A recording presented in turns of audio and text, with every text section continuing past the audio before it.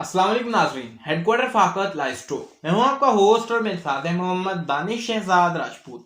नाज़रीन, आज की इस वीडियो में हम सबसे पूछने वाले हैं कि दूध मिल्क निकालने का बेस्ट तरीका कौन सा है। तो वो तो सब निकालते हैं, लेकिन बेस्ट तरीका होता है सबसे अलग, जिससे जानवर को किसी किस्म का थनों का मसला पेश नहीं आएगा। दूध निकालने का एक वन ऑफ द बेस्ट तरीका सर ने मुझे बताया था कि दूध, ये वाला दूध पहले निकालना चाहिए, ये वाला बाद में निकालना चाहिए। तो वो भी आज हम सर से उसी उसी मसले को हम डिस्कस करेंगे। तो वो भी एक प्रॉफिटेबल नुस्खा, एक कैटेगरी थी।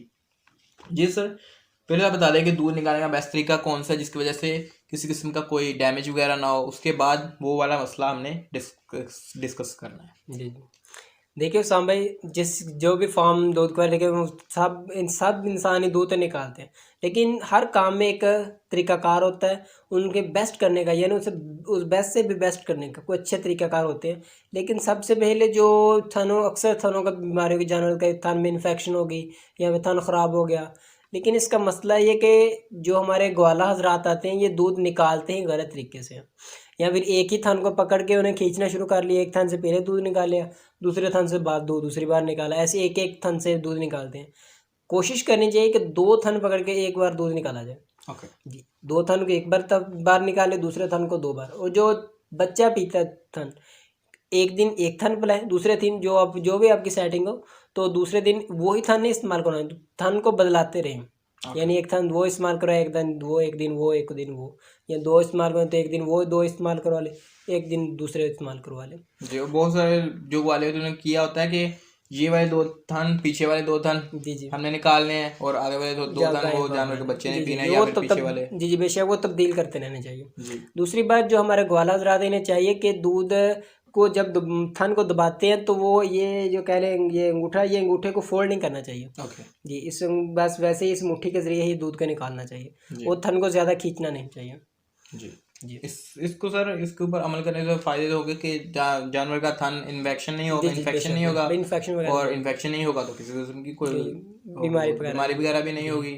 जी जी जी ओके सर, आपने जो मुझे पर्सनली बताया था कि ये वाला थन या फिर वो जो आपने डिस्कस किया था कि दूध पहले निकाल लेना चाहिए, बाद वाला अलग कर लेना चाहिए, तो वो आपने बता देना ज़रा डिटेलली, और उससे फ़ायदा कौन सा होने वाला है।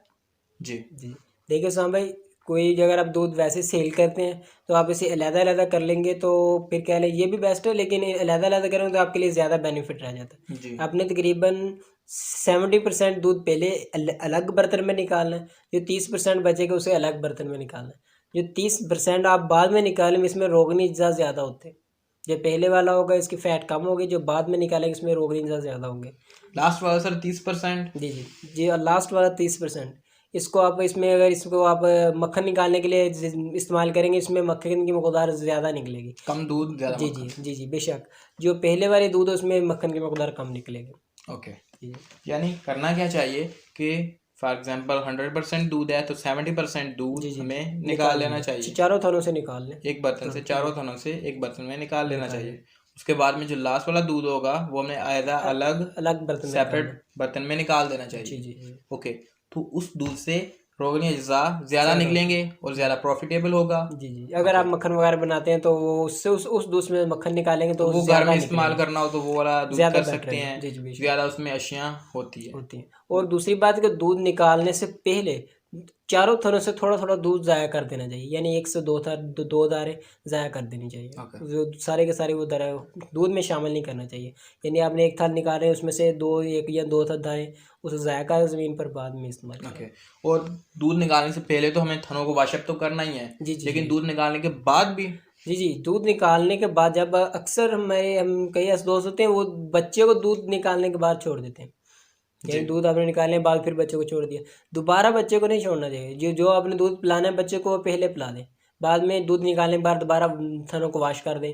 बाद में अगर हो सके तो पायोडीन जो होती है ये जख्मों पे लगाने वाली, इसके थोड़ा थोड़ा थनों में डोबे लगा दें, लेकिन बाद में बच्चे को नहीं छोड़ना चाहिए। ओके, वो सर लोग कहते हैं ना कि बाद में गाय फिर से दूध उतार लेगी, तो वो उन्हें आदत डाली होती है ना जानवर को। जी जी बेशक, गाय ने बाद में दूध उतारना उस वजह से है क्योंकि उसे पता है कि बाद में जानवर का बच्चा वापस आएगा। जी जी बेशक। लेकिन अगर वो जानवर के बच्चे को दोबारा ना छोड़े तो वो जानवर को आदत भी नहीं पड़ेगी। जी जी जी जानवर का बच्चा हमें पहले छोड़ देना चाहिए, जी जी दूध उतार लेना चाहिए, दूध जितना भी उसने पीना है उसे पिला दिया, पिला उसके दिया बाद में जो भी जानवर आप को कह रहे थे कि थनों का वो बदलाव भी जी करना जी है। जी थनों को धो लें बस पानी के जरिए, अच्छे पानी ओके साफ पानी से धो दें जी। और सर आपने कोई और बात करनी हो? बस। मशीन वगैरह से दूध उतारना तो वो सर हाथ से निकालें दूध, जी मशीन से निकालें तो ज़्यादा बेस्ट कौन सा होगा? देखिए साम भाई, अगर हाथ से निकालें वो भी बेस्ट है, अगर मशीन से निकालें तो मशीन तो वैसे सबसे ज़्यादा बेस्ट है। जी। और सर दूध निकालना चाहिए तो सुना है कि दूध इतना दूध रहने देना चाहिए, दूध सारा निकाल लेना चाहिए, तो ये क्या बात है? जी जी देखिए साम भाई, दूध सारा निकालने का मकसद जब आपका जानवर ताज़ा हुआ हो, यानी वो अभी बच्चा उसने डिलीवर किया हो, आप एक पहली या दूसरी पहली या दूसरी बार दूध निकाल रहे हैं, तो आपको सारे का सारा दूध नहीं निकालना चाहिए। तकरीबन 70% दूध निकालें, बाकी थनों में ही रहने दें। दूसरी बार इससे दूसरी बार 80% निकालें, फिर 90% निकालें, फिर ऐसा ऐसा जानवर को उस लेवल पर एक बार ही सारे का सारा दूध निकालें, यानी पहली और दूसरी धार ऐसा ऐसा जानवर को भी सारा दूध निकालने करें। क्योंकि सर जब हवाना बनता है ना तो उसमें का दूध अंदर होता है, जी जी हम जब अगले दिन उसमें जब वो प्रेग्नेंट होगी, डिलीवरी होगी, तो अगले दिन हम सारा का सारा दूध निकाल लेती हैं, उसकी वजह से मिस्टेक हो इस जाती है। वजह से जानवर में कैल्शियम की कमी हो जाती है, क्योंकि जानवर के अंदर कैल्शियम वो उस हिसाब से ही जानवर उसको बर्दाश्त कर रहा है कैल्शियम को। लेकिन अब सारे का सारा या एक बार ही सारा कैल्शियम निकाल रहे हैं, तो जानवर के जिस्म में कैल्शियम की कमी हो जाती है, जिसकी वजह से बीमारी जानवर बैठ जाता है, फिर वो यानी वो खड़खड़ा नहीं होता, ऐसी छोटी छोटी वो बीमारी का शिकार होता है। लेकिन आपको सारे का सारा दूध निकालना चाहिए, तकरीबन 70% निकालें, बाद में ऐसा ऐसा कुछ जानवर का शुरू में जानवर की डिलीवरी हुई तब हमें लास्ट वाला दूध कम छोड़ देना चाहिए जी जी दूध, जी जी और सर आहिस्ता आहिस्ता बाद में दूध फिर सारा निकालना जी जी शुरू कर देना चाहिए, ऐसा ऐसा तकरीबन उसकी वजह से दूध बढ़ेगा भी। जी जी जी ज़्यादा दूध बाद में हम निकालेंगे ना तो फिर समझ दूध बढ़ता भी है, क्योंकि दूध की कमी हो जाती है नीचे, फिर जानवर का ऑटोमेटिकली दूध बढ़ना शुरू हो जाता है। तो ये भी एक की पॉइंट्स थे नाज़रीन आपने जो सुने हैं कि अगर आप इनके ऊपर अमल करेंगे तो इंशाल्लाह बहुत बेनिफिट होगा। तो अगर आपने देखना हो कि जानवर का हैवाना बनाने का तरीका, तो आप सर्च कर सकते हैं जानवर का हैवाना बनाने का तरीका बाय रफाकत लॉ स्ट्रॉ, यूट्यूब पर सर्च करें, वीडियो आप वहाँ से देख सकते हैं। और वन ऑफ द बेस्ट एक और वीडियो थी कि बच्चे देने की बाद की खुराक, डिलीवरी हो गई है उसके बाद जानवर की जो भी गाय भैंस होगी उसे हमें बाद में कौन सी अशिया खिलानी है, हल्की गज़ा, नरम गज़ा, सख्त गज़ा, कौन सी कैसे और कितनी इस्तेमाल करवानी है, बॉयल करके इस्तेमाल करवानी है, तो वो भी बातें उस वीडियो में बताई गई हैं।